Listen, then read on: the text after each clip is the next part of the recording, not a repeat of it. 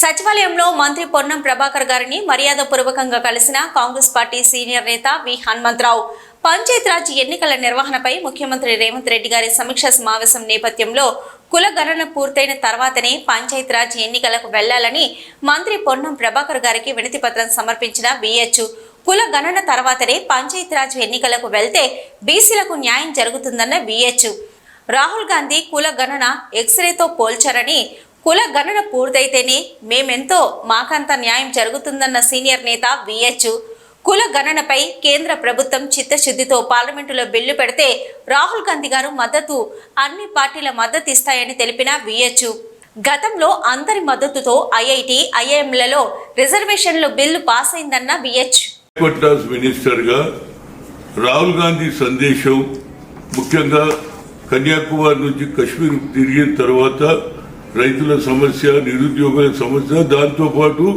బడుగు బలహీన వర్గాల సమస్య తెలుసుకోవడానికి ఎస్సీ, ఎస్టీ, మైనార్టీ, ట్రైబల్ అందరి సంగతి తెలవాలంటే క్యాస్ట్ వైజ్ సెన్సస్ చేయాలి.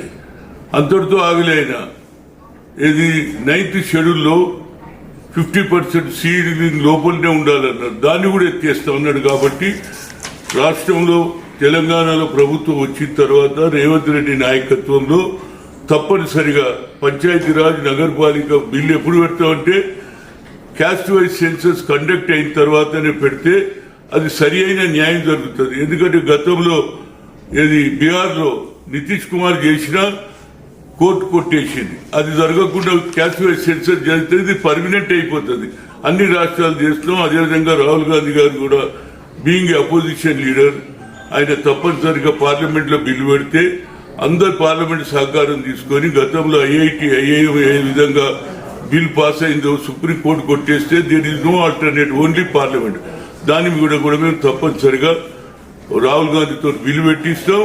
అన్ని పార్టీలతో మాట్లాడి irrespective of political party everybody should support, then only backward class కు ఎస్సీ ఎస్టీలకు అందరికీ లాభం అవుతుంది అనేది నా ఉద్దేశం.